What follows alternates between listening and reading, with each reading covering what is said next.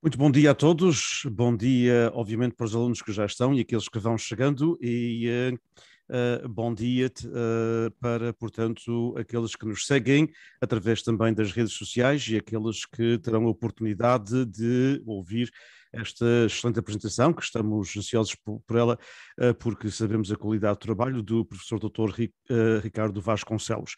E, portanto, bom dia também àqueles que nos seguirão através, portanto, do nosso canal na YouTube, Fresno State PBBI, e, obviamente, no nosso arquivo das histórias orais, aqui, portanto, da Universidade também.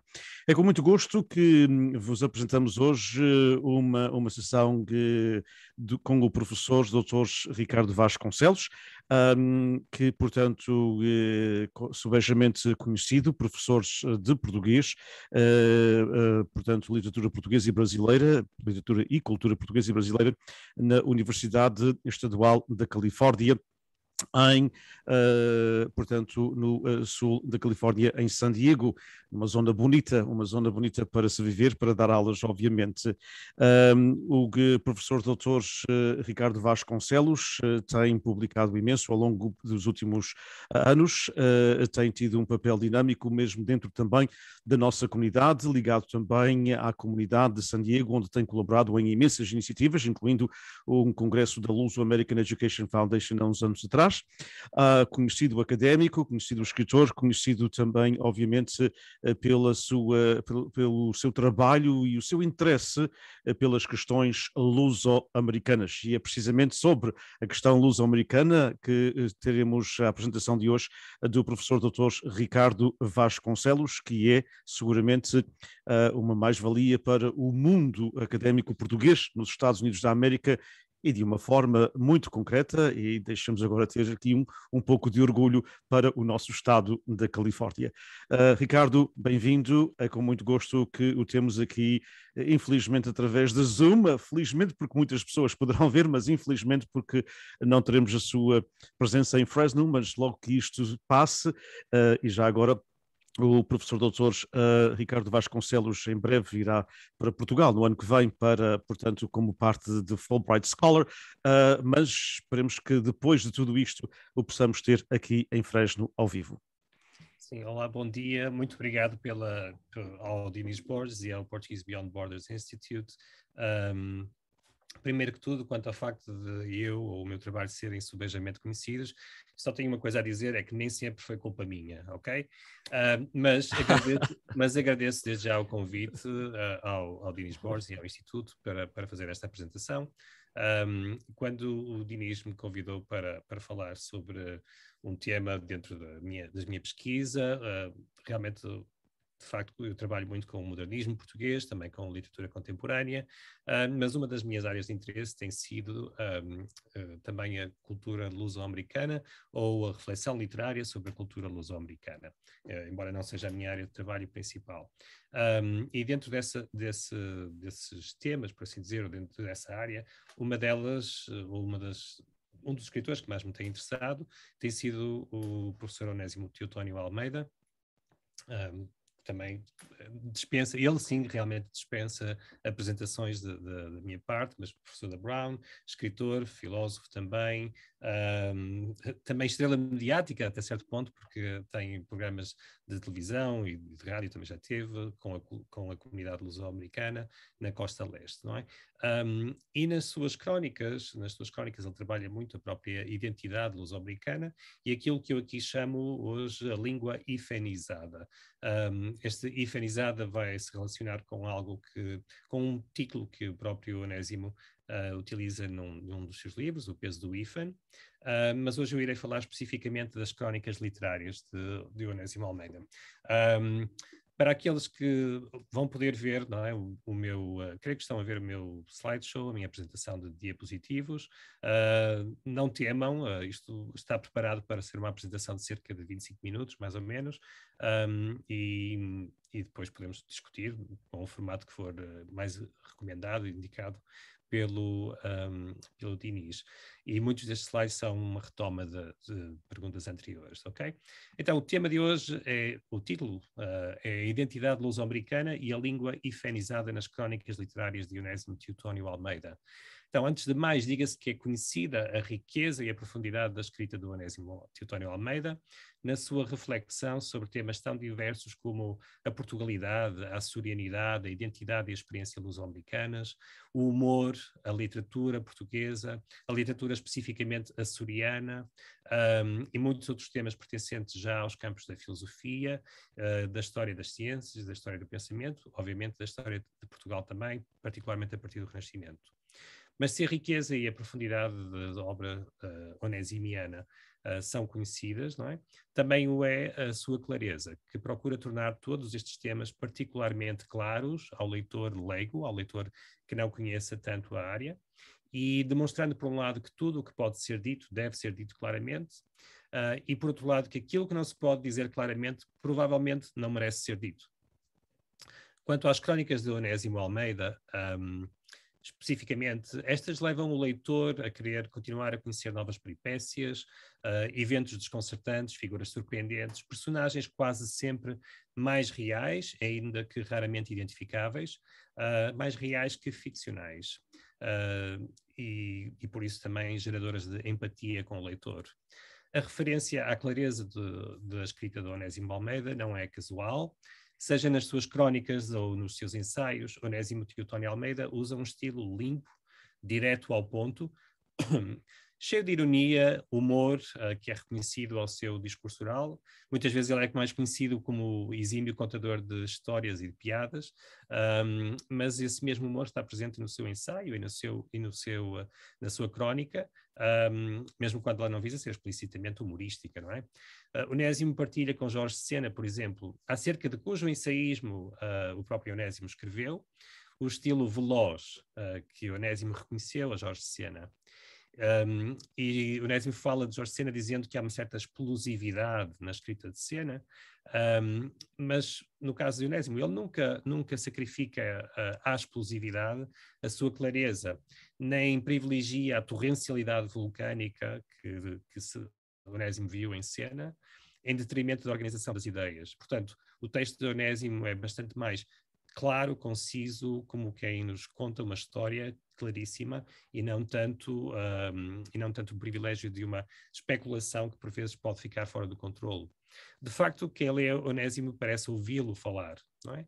Dito isto, deve terminar por aqui e rapidamente a lista de elogios. O autor dispensa esses elogios, e até pensando em algo que diz o próprio Onésimo sobre Jorge Sena, que o mero louvor é a pior maneira de prestar homenagem a alguém. E, portanto, não se trata de prestar homenagem a Onésimo, mas certamente não quero estar simplesmente a fazer o mero elogio. Passemos então a falar dos seus textos. Este ensaio visa sistematizar ou esta apresentação visa sistematizar algumas das características principais da crónica luso-americana de Onésimo Teotónio Almeida, nomeadamente temas e modos de expressão, ainda que, obviamente, não pretendendo ser exaustiva a análise. Desde logo, eu assinalo que a crónica onesimiana, em geral, tem vindo a ser estudada já por vários pesquisadores, não obstante faltar ainda um estudo de fundo, no formato de uma tese, de um livro, sobre este tipo de texto. E, já agora, falta ainda também uma edição que reúna todas as crónicas em diferentes volumes, apesar de haver uma excelente antologia, Onésimo Português Sem Filtro, uma antologia das melhores crónicas, por assim dizer, e estas melhores crónicas, deixa-me mostrar aqui, foram coordenadas, este livro foi coordenado por... segundo o próprio Onésimo, foi coordenado por João Arício Braz, Ana Bernardo e Cristina Ovídio. Okay? Então, voltando aqui um pouquinho, como eu disse, há vários estudos já sobre a crónica de Onésimo, e um deles, que é particularmente saliente, é o ensaio Estar-se na Diáspora e como, Rio Atlântico como um ponto, ou uma ponte de chegada da crónica onesimiana. E Ainda antes de analisar o uso e a importância de algumas metáforas geográficas centrais à escrita de Onésimo, o professor Cota Fagundes refere-se a essas metáforas, como a ponte, o rio, a margem. Ainda antes de fazer essa análise, Cota Fagundes sistematiza de forma bastante cuidada as linhas gerais das crónicas publicadas até à data da escrita do ensaio. Em seu entender, estes textos dividem-se pelos seguintes grandes blocos temáticos: as crónicas de olhos, coração e mente em Portugal, as de olhos e mente na América extra-lusa-holandesa, as crónicas de corpo e alma na Lusa-Lândia, e 4, as de mente e olhos abertos ao grande e variado mundo que Onésimo tem percorrido como escritor e viajante. É uma divisão que me parece bastante exata, até considerando a organização pelo autor dos livros de crónicas, e que continua atual. Não obstante, é uma divisão que não pode, nem de certo visa, ser completamente taxativa, já que as diferentes perspectivas se interceptam. Isto não é um reparo à divisão de Cota Fagundes, é pelo contrário a salientar que estes diferentes temas estão interligados também, não é? O mesmo é dizer que uma crónica que pense particularmente em Portugal, por exemplo, pode inscrever-se neste primeiro bloco temático, mas ao mesmo tempo contém contrastes com os Estados Unidos, outras regiões, não é? Por exemplo, vemos na crónica Lisboa, ou Lis era boa, que, centrando-se na descrição do bulício da capital portuguesa, imediatamente leva o autor a comparações com outras latitudes. Portugal, ou pelo menos o Portugal urbano da Grande Lisboa e Porto, entrou numa maratona. E a equipa de Lisboa corre mesmo desenfreada. Ao menos as cidades americanas nasceram para o capitalismo e Nova Iorque para o seu quartel-general. Então, é apenas um exemplo de como estas crónicas, mesmo quando se dividem, quando são qualificáveis dentro dos diferentes blocos temáticos, se interligam estes temas, não é? Chamando aqui a atenção, voltando a esta divisão, reporto-me ainda a esta divisão de Cota Fagundes para dizer que aqui, particularmente, me interessa falar das crónicas de corpo e alma na Lusa-Lândia, portanto, nos Estados Unidos, na comunidade portuguesa dos Estados Unidos também. Nestas crónicas, muitas vezes o autor é fascinado por uma característica ou um comportamento peculiar de um indivíduo luso-americano ou de um grupo com características em comum. Em alternativa, as histórias podem desenvolver-se em torno de episódios insólitos, surpreendentes por diferentes motivos. Menciona-se com a brevidade que o contexto exige que as crónicas de Onésimo Teotónio Almeida definem frequentemente um espaço algures entre a realidade, de onde claramente parecem partir, e a ficção, que provavelmente, não sendo de facto, parece sê-lo devido à densidade dos caracteres ou até aspectos mais desconcertantes. Então, muitas vezes parecem estar entre ficção e a descrição de um episódio real. E nem sempre é claro o que é que, qual é o ponto de partida, por assim dizer. A imagem espacial de uma fronteira entre a ficção e a realidade não será, talvez, a mais adequada para compreender o universo suscitado pela crónica onesimiana, porque não se trata de ficar aquém ou entre o espaço de realidade e ficção, mas antes de abarcar características de ambos os universos. Então, a própria metáfora do aquém e além da fronteira entre uma coisa e outra é uma metáfora que não tem muita aplicação. É nesse sentido que o autor opta frequentemente pelo género, e isto importa bastante, o género crónica-conto. Vou passar aqui uma citação, mostrar-vos uma citação de David Brookshaw, o tradutor de Tales of the Ten Islands, de Onésimo, em que ele diz: "The dividing line between a chronica, supposedly based on the analysis and metaphorical possibilities of a real event, and the invited world of the short story is blurred in Almeida's writing, as indeed it is in the work of the Mozambican author Mia Couto, another writer who firmly believes in the art of storytelling, whether through the medium of crónicas, short stories or longer narratives." Então, por vezes esta fronteira se dissolve um pouco, não é? Muitas vezes as crónicas de Onésimo simplesmente parecem partir de um episódio cotidiano imediato, bastante real, um facto que saltou aos olhos do autor e apresenta um universo desenvolvido quase sempre devido à riqueza do comportamento de indivíduos que se veem assim convertidos em personagens. Às vezes são personagens mais tipo, mais o luso-americano padrão por este ou aquele motivo, uma geração, um representante de mulher ou do homem luso-americano em determinada região. Outras vezes são personagens mais redondas, por assim dizer, com comportamentos que evoluem, mesmo que possam evoluir pouco num texto relativamente curto, normalmente. Então, nesse sentido, pensemos no que diz o próprio autor, Onésimo, numa das suas crónicas, ou num dos seus livros, falando das suas crónicas, no livro Que Nome é Esse, Onésimo, que é um dos melhores títulos de sempre de um livro de crónicas que eu conheço, é uma, na sua introdução, ele menciona, numa caracterização que tem ao abrir o livro, a importância do tema para o escritor, que se diz ter habituado a exercitar-se alternadamente nos dois géneros, no ensaio e na ficção. E por isso sente a existência de um terreno intermédio. Para o autor destas páginas, esse tem sido o espaço ocupado pelas crónicas. Isto parece-me bastante interessante. As suas crónicas, para o próprio Onésimo, ele não as descreve como simplesmente realidade e ficção, mas como um espaço intermédio entre ficção e ensaio. Então, as próprias crónicas são um espaço para reflexão filosófica, reflexão linguística, muitas vezes, e creio que hoje vamos perceber isso, muitas vezes trata-se de uma reflexão sobre a própria característica da linguagem luso-americana, da língua falada pelos luso-americanos.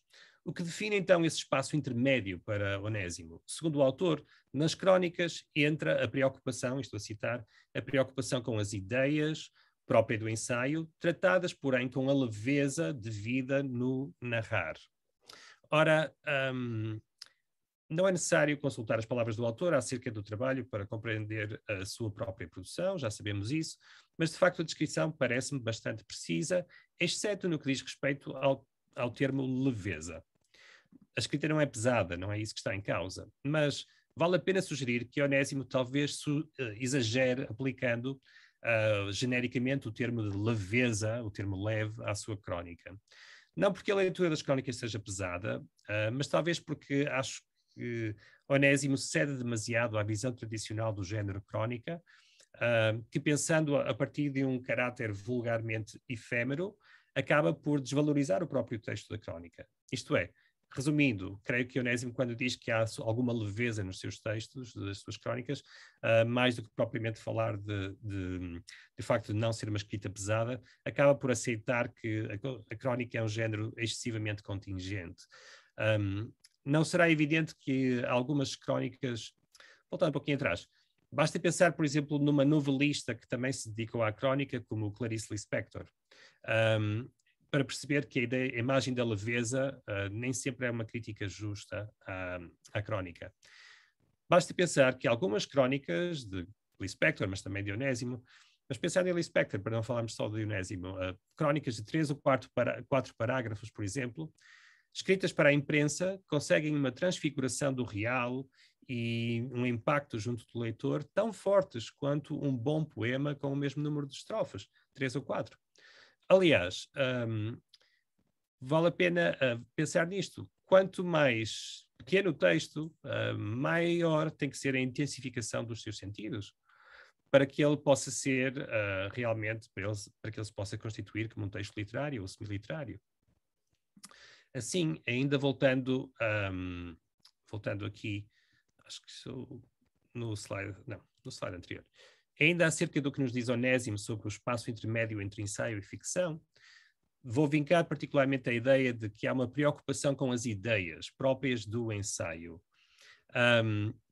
já que de facto a sua crónica se foca nos mesmos temas que muitos dos seus ensaios, com a vantagem de nunca se sentir qualquer tom forçado, nunca se sente que o escritor está a fazer um ensaio travestido de crónica, não é?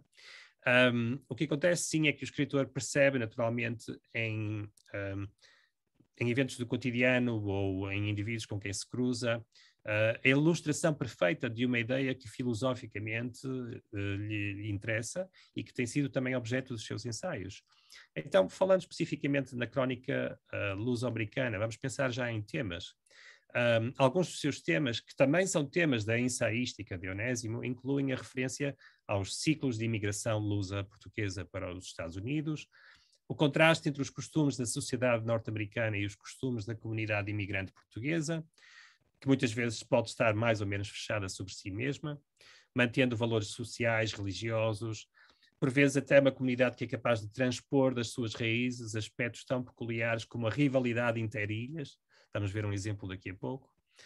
Outro tema é a progressiva assimilação, aculturação das comunidades luso-americanas no tecido social norte-americano, a chamada americanização, e o que inclui não só a mudança de costumes, como a inevitável secundarização da língua portuguesa, os choques culturais entre a geração que imigra propriamente dita e os seus descendentes, um conflito genérico entre a mundividência portuguesa, ou especificamente açoriana, e a norte-americana, a forma como as mudanças nas sociedades de partida e de chegada influenciam os choques intergeracionais e a caracterização de um processo migratório para os Estados Unidos que, apesar das especificidades portuguesas, encontra alguma universalidade no contexto migratório norte-americano. Então, muitas vezes, quando está a falar das comunidades portuguesas, açorianas, nos Estados Unidos, por todos estes temas, ainda assim trata-se de temas que podem, com alguma facilidade,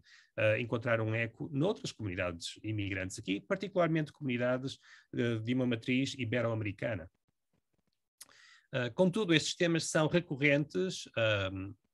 Portanto, há outros temas, obviamente, mas estes são temas recorrentes na obra de Onésimo Almeida, não é? Na crónica luso-americana, especificamente. Então,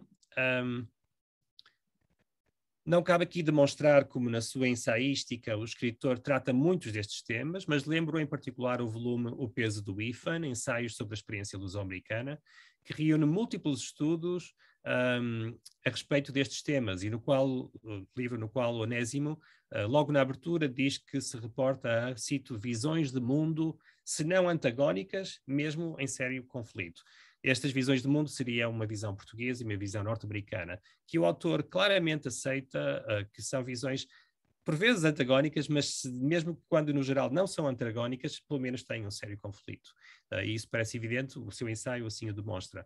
E para quem pensa que o ensaio são textos maçudos, mais difíceis de ler, há ensaios de todos os gostos neste livro, inclusive um ensaio sobre os jardins da comunidade luso-americana versus os jardins das comunidades anglo-americanas, o humor da comunidade luso-americana sobre a própria comunidade luso-americana, ensaios verdadeiramente deliciosos, divertidos, portanto, é o mesmo tipo de caráter direto e comunicativo que as crónicas têm, está lá também no livro do ensaio.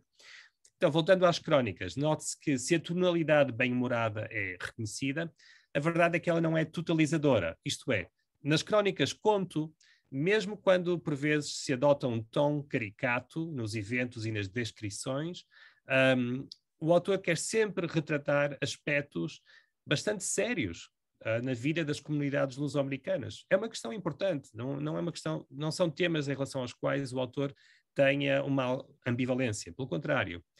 E até por aí, essa noção de leveza se esboroa um pouco. As figuras retratadas normalmente ganham uma dimensão de profundidade nas suas experiências, mesmo quando não chegamos a assistir à sua evolução no contexto de uma diegese, no contexto de uma história que se desenrola, ok? Então,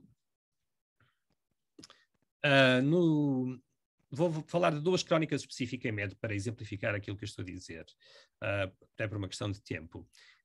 As crónicas são Os Adrianos, uma delas, e a segunda será O Imperfeito do Conjuntivo. Na primeira delas, Os Adrianos, só há um Adriano, mas há várias visões dele. Adriano é um jovem luso-americano, nascido na Ilha Terceira, imigrado em Providence, com a sua família. E imigrado aí desde os 5 anos de idade. O narrador é um professor na Universidade Brown, que coincidem muito com a figura de Onésimo, é Onésimo, por assim dizer, se citarmos a abertura à biografia típica da crónica.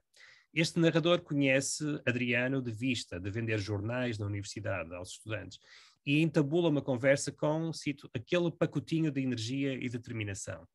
A partir daí, o leitor observa o rapaz, primeiramente a partir da voz do narrador, e por vezes pelas suas próprias palavras, apresentadas, quer integradas no discurso do narrador, quer num discurso indireto livre. Então, vou citar algumas passagens.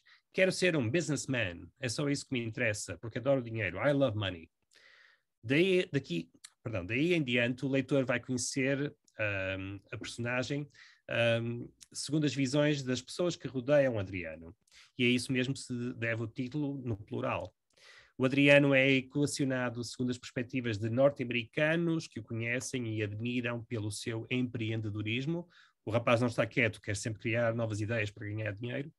Ou segundo as perspectivas dos membros da comunidade luso-americana que o acarinham, sentem amor, mas ao mesmo tempo recriminam-lhe o comportamento e, sobretudo, recriminam a rejeição da cultura portuguesa. Tal é o choque intergeracional e o choque de mundividências mais americano ou mais luso-americano / português. Adriano tem uma consciência profunda de ser português e essa identidade pesa-lhe tremendamente.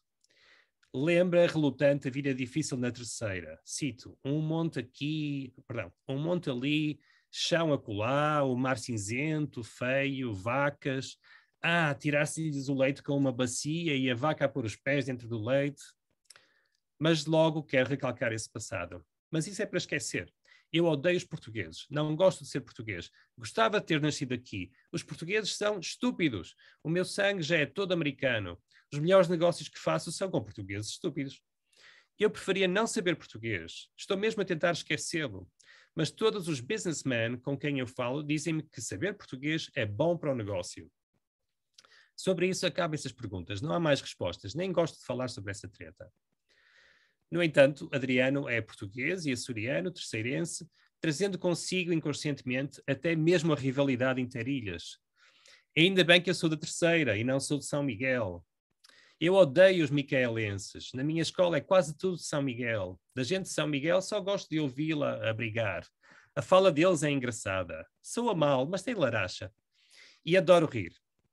Ou então ele evoca esse universo passado que cada vez mais se afunila em torno de futebol, religião e a rivalidade interilhas. A minha mãe vai às ilhas pagar uma promessa ao Espírito Santo. Parece que o Espírito Santo joga pela Terceira e o Santo Cristo por São Miguel. Nesta crónica, a questão linguística é tratada de forma especialmente rica e aí o ensaísta está claramente por todo lado. O ensaísta Onésimo.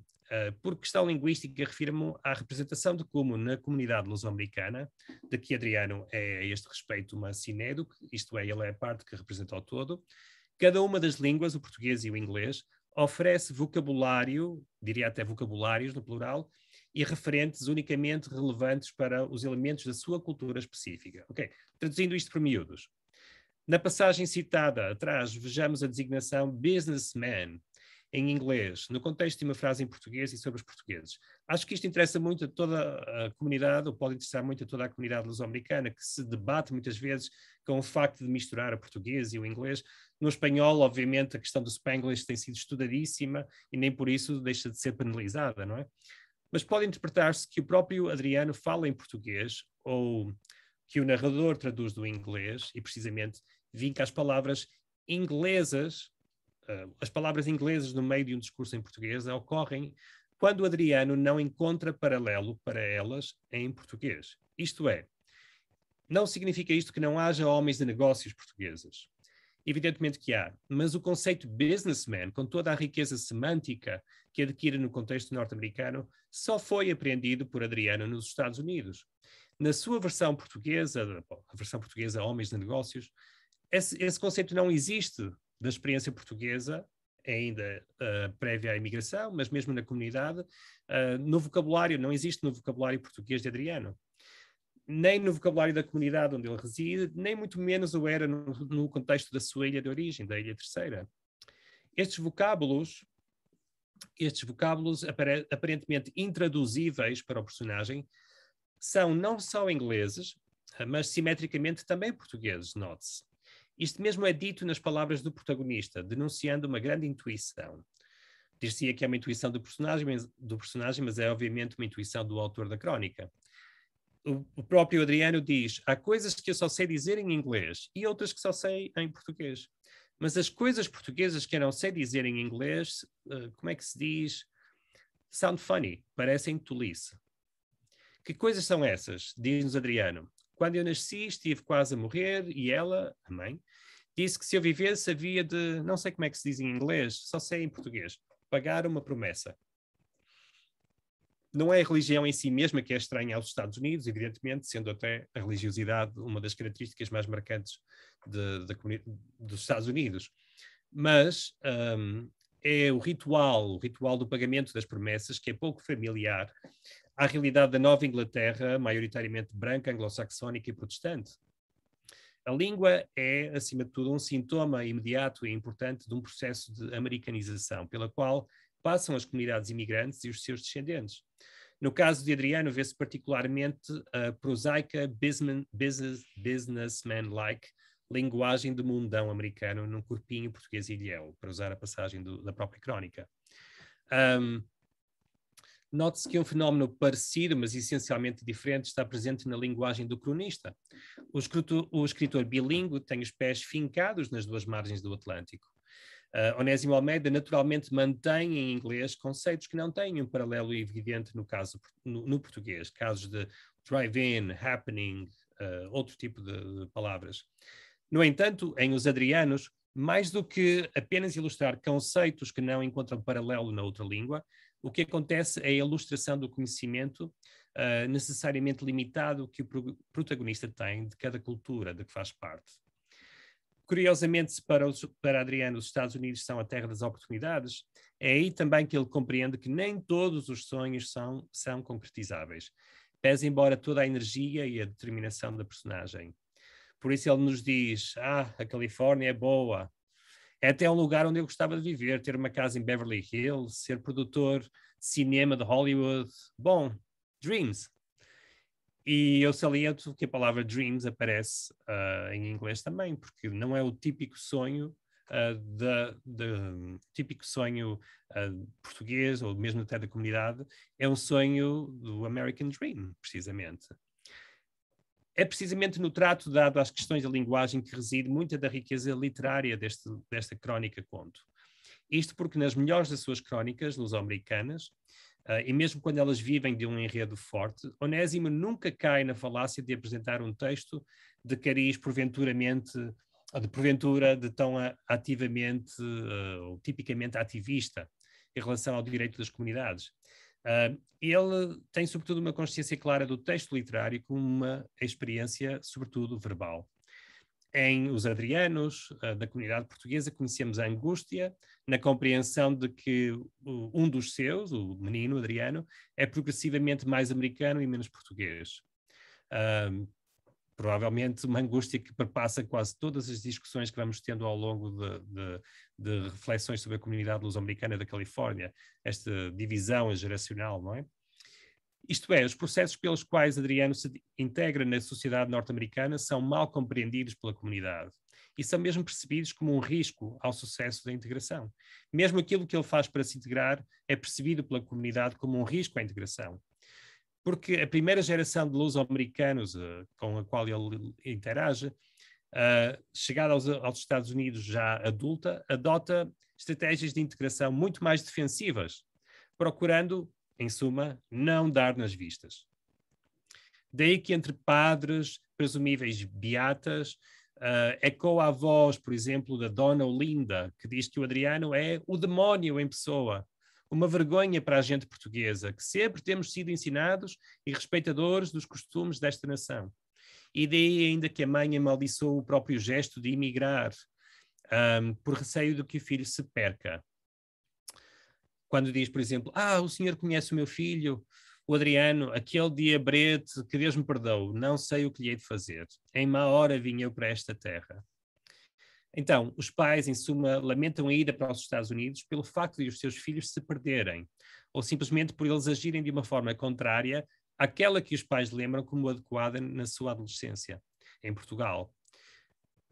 Noutra crónica, de que falarei agora, na crónica O Imperfeito do Conjuntivo, e vou falar mais sucintamente desta crónica, vemos também essa mesma preocupação com a perda da geração seguinte, não é?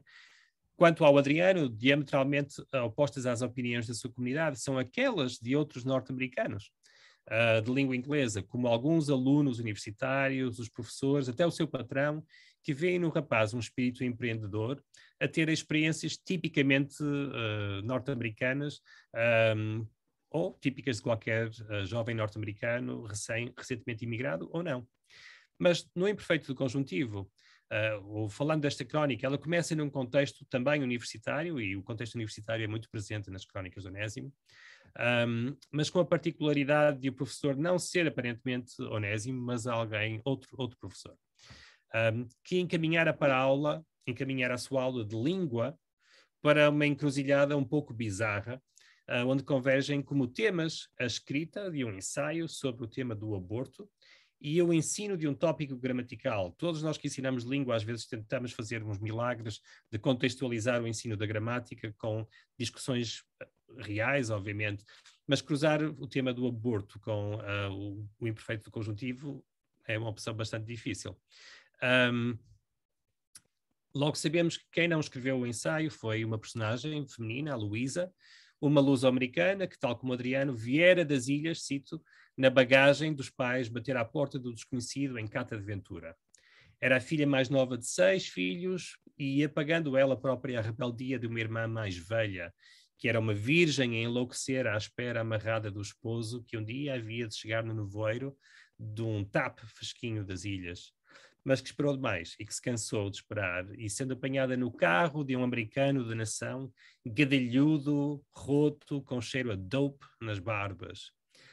Bom, tal como em Os Adrianos, vemos serem lançadas pragas à terra da América, ao passo mal dado por eles, pais, primeiro que o dela, da filha, que nunca haviam de ter posto os pés nesta excomungada terra só por causa de uns miseráveis patacos verdes que se trocavam pela felicidade.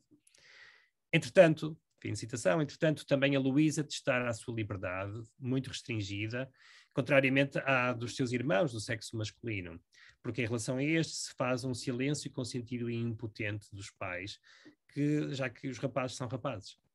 Rapidamente o leitor percebe que a Luísa engravidou e optar, antes desta cena na escola, por praticar um aborto, a fim de evitar uma vida semelhante à irmã mais velha, que casara e vivia rodeada dos filhos.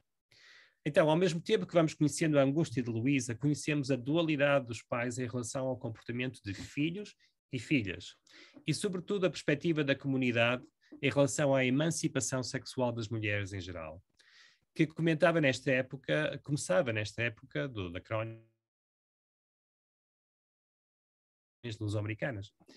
Cito: filhas de gente tão sérias, tão boas famílias, costumes sãos, feitas putas nos carros com rapazes sem juízo a quererem só aproveitar-se delas e a enganarem-nas.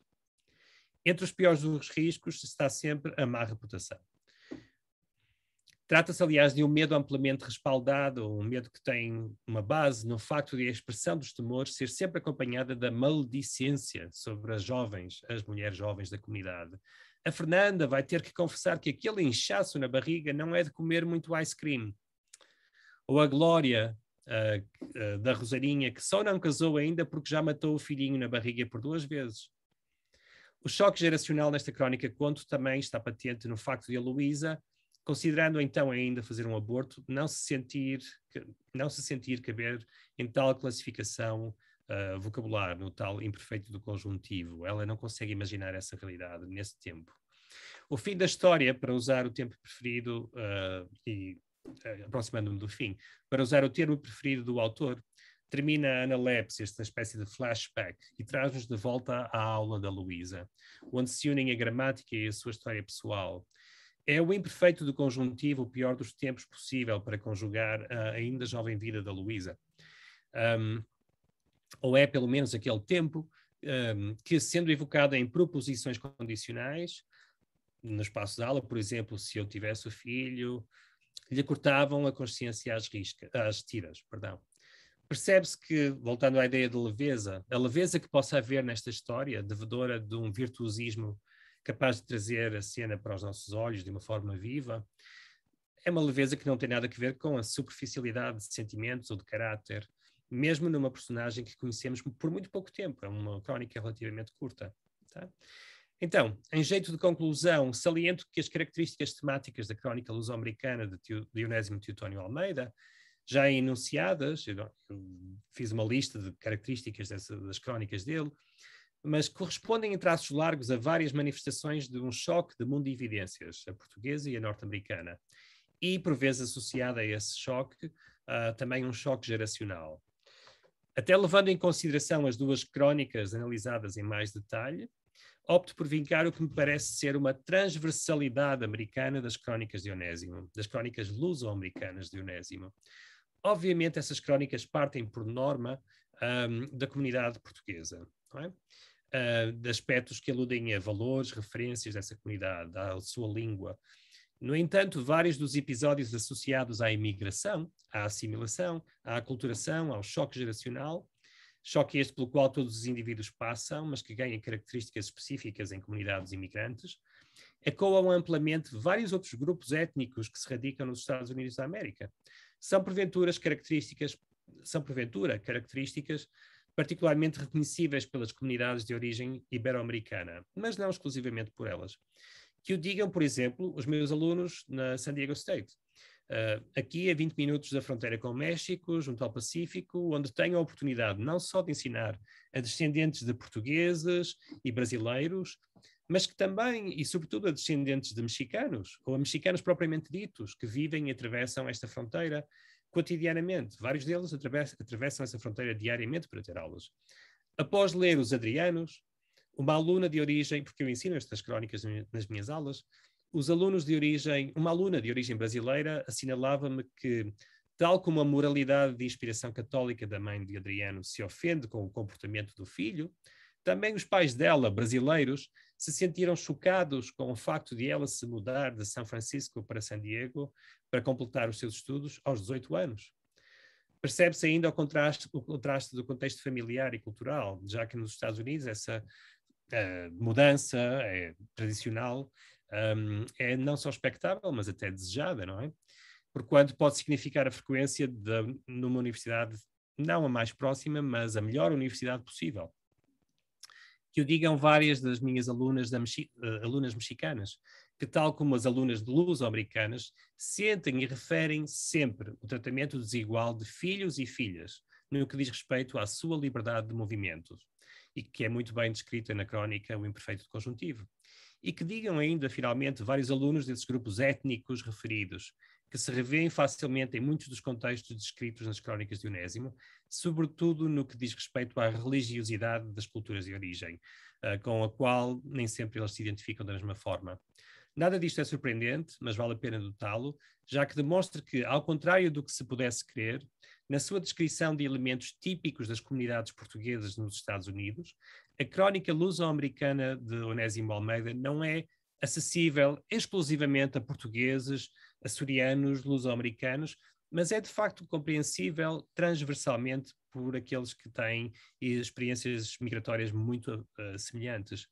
Conclua-se dizendo que isto apenas mostra um aspecto da sua literariedade, um aspecto da sua característica literária destas crónicas, que reside no facto de Onésimo Teotónio Almeida descrever de uma forma muitíssimo penetrante a experiência de imigração de uma forma completa e não apenas falar exclusivamente de e para a comunidade portuguesa. Okay? Bom, e é isto. Obrigado, Dinis. Obrigado eu e obrigado a todos nós que estamos a seguir e muito obrigado às pessoas que através das redes sociais do Facebook Live também têm enviado comentários muito simpáticos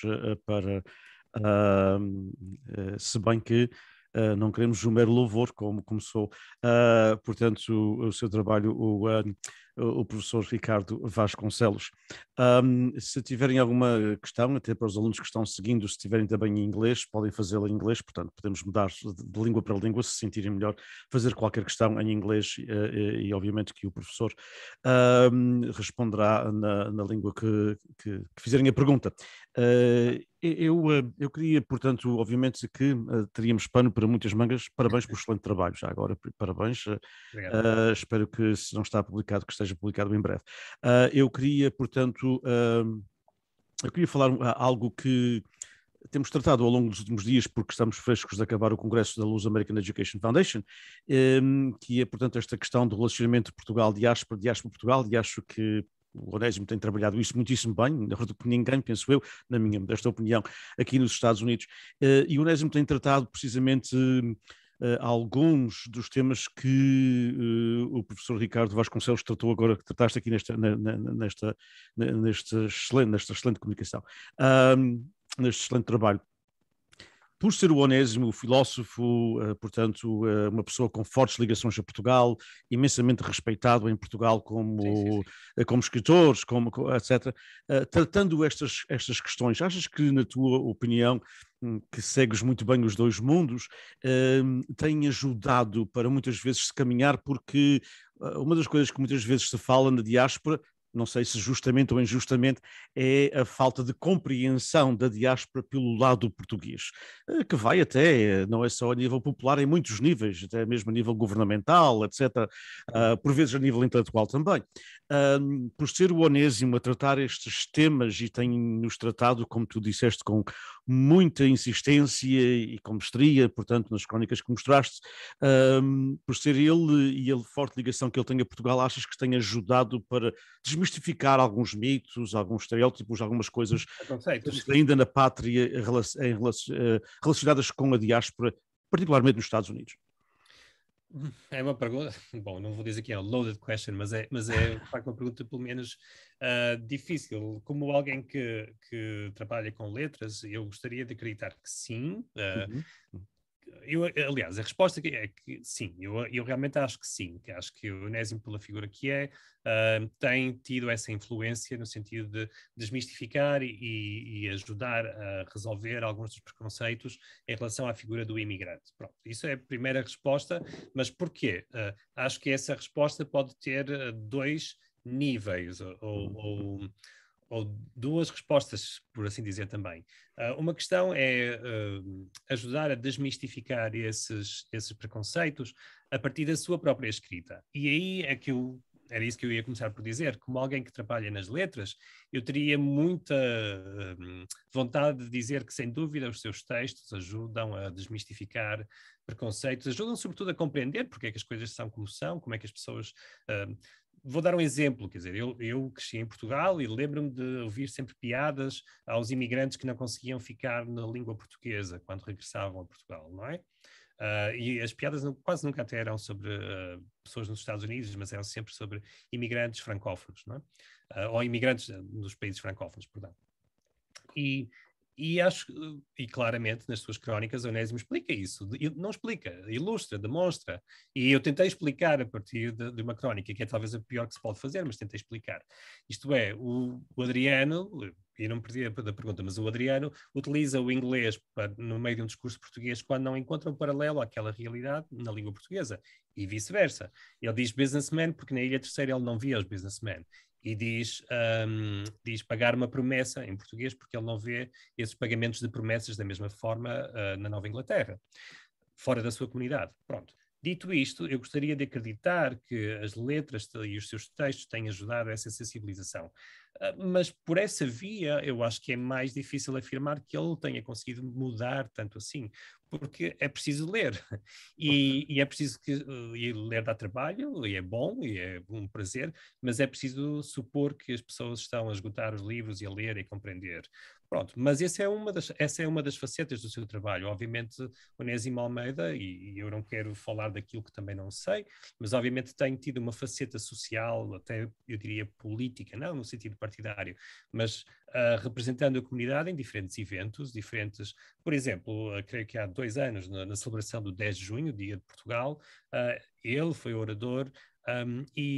Portanto, há estes temas que são tratados nas suas crónicas, na sua literatura, e que são tratados nos seus ensaios, também são tratados de outra forma nas comunicações que faz, nas interações que tem, a nível político, a nível social, a nível diplomático, por assim dizer. Portanto, eu não tenho dúvida nenhuma de que sim, realmente o Onésimo ajuda a desmistificar isso, até pelo simples facto, e isto pode parecer redutor, mas não acho que seja, até pelo simples facto de ser um intelectual destacado numa grande universidade e, portanto, fugir aos padrões mais estereotípicos da figura do imigrante. Tem esse papel também nas discussões que tem de uma forma mais alargada com o país, por assim dizer, por exemplo, numa cerimónia como a celebração do 10 de junho, que é em Portugal, não é? E, neste caso, creio que, não recordo se foi nos Açores. Em Ponta Delgada, Em Ponta exatamente. Delgada, exatamente, se não me engano. Sim, é sempre localmente, não é? Mas também o faz nos seus textos, nas suas crónicas literárias, e também pelo facto dessas crónicas terem sido publicadas na imprensa, na revista Ler, em diferentes textos, portanto, mas aí eu tenho esse caveat, que é preciso as pessoas lerem, e nem sempre isso, Claro. não é a maioria das pessoas que o faz, não é? Claro. O preconceito é estouvado e é fácil e é preguiçoso. Claro. Uma outra questão, e teríamos aqui, como eu disse, portanto, o teu excelente trabalho daria para uma discussão durante pelo menos 1 hora, mas nós temos apenas mais uns 5 ou 6 minutos. Eu sei que também tens portanto, algo de seguida, e eu também, e os nossos alunos e aqueles que nos seguem, inclusivamente vejo que o Onésimo também está a seguir, um abraço para ele. E portanto,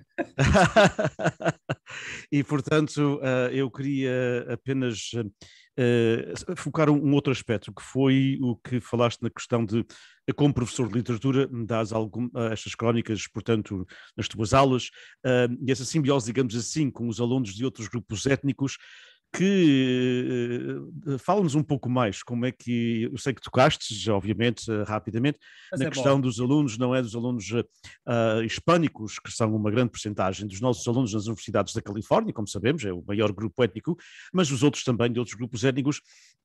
Achas que estes espaços, os textos que dás, por exemplo, do Onésimo e outros também, mas referente, portanto, a quem estamos a falar hoje, dos textos do Onésimo e deste porte inglês, não é?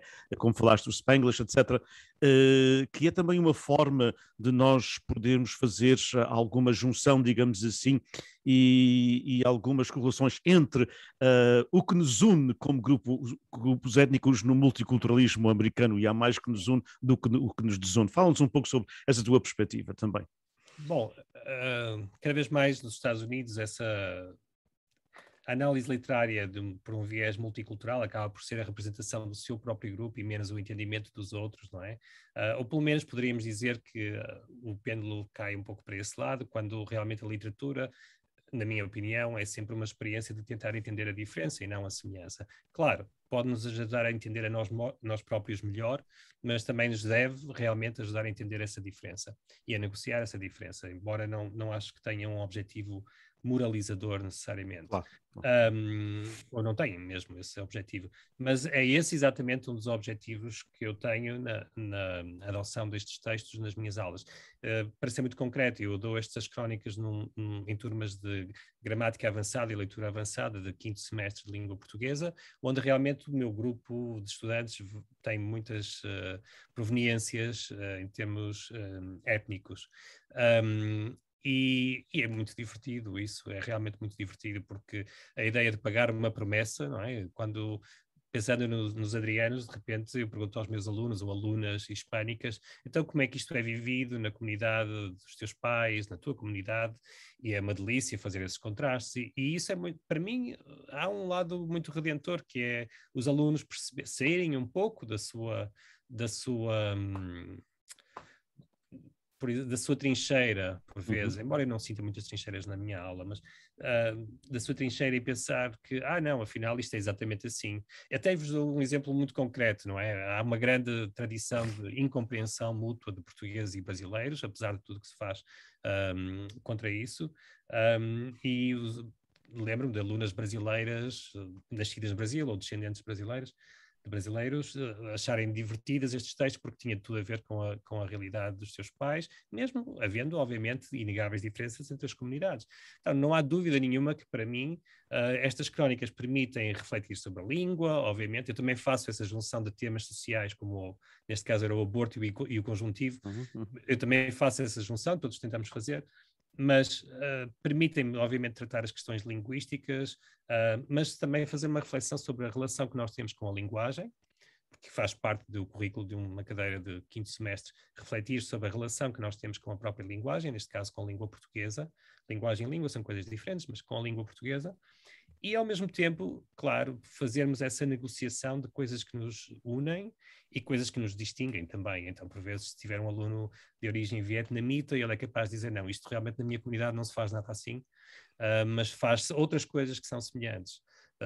Por exemplo, a comida, questões relacionadas com a gastronomia, vêm sempre à baila. Onésio é um exemplo, mas há outras crónicas que eu dou, de Eduardo Maion Dias, por exemplo. E agora também dizendo, se sairmos do contexto especificamente migratório, podemos falar, isto é uma abordagem pedagógica neste caso, mas posso dar crónicas de Miguel Esteves Cardoso, do livro A Causa das Coisas, dos anos 80, falando sobre a identidade portuguesa, sobre como é que os portugueses vivem se refletem, como é que a sua identidade se reflete nas suas práticas, e depois comparar isto com as experiências das comunidades, das diferentes comunidades dentro dos Estados Unidos, e aí, claro, vinca-se muito mais as diferenças do que as semelhanças. No caso de um texto mais especificamente sobre comunidades migrantes ou imigradas, é mais fácil notar uma diferença, sobretudo em relação a uma espécie de um mainstream anglo-americano, e, claro, coisas que são idênticas pelo facto de ser imigrado, outras que são idênticas por falarem línguas românicas, outras que são idênticas por terem o catolicismo na base. Portanto, como eu digo, há uma grande transversalidade destas crónicas, transversalidade da experiência quando pensamos em comunidades de origem ibero-americana, falantes de português e espanhol, mas a experiência migratória, não é? É muito mais ampla e, portanto, tem essa possibilidade também. Pois, Ricardo, muito obrigado. Nós estamos sobre a hora, mas eu queria, acima de tudo, agradecer portanto, este espaço que dedicaste ao Instituto e aqui a Fresno State. Agradecer o seu trabalho, obviamente, com o interesse pelo mundo luso-americano, mas também por todo o teu trabalho que fazes, que eu tento seguir com atenção, porque é de facto extraordinário. Obrigado, obviamente, por teres trazido também à Universidade de San Diego State um novo fulgor de presença portuguesa, e dentro também do teu trabalho, obviamente, ligado com a comunidade, mesmo em San Diego, portanto, a ligação que fazes universidade-comunidade, que é cada vez também mais importante nestas novas comunidades, nesta nova diáspora, digamos assim. Obrigado, pelo convite. E obrigado mais uma vez, e a todos que nos seguem. Portanto, dentro em breve teremos, obviamente, outra apresentação, e um abraço para todos, de uma forma muito particular para o Onésimo Teotónio Almeida. Obrigado. Um abraço, bom dia para todos. Obrigadíssimo.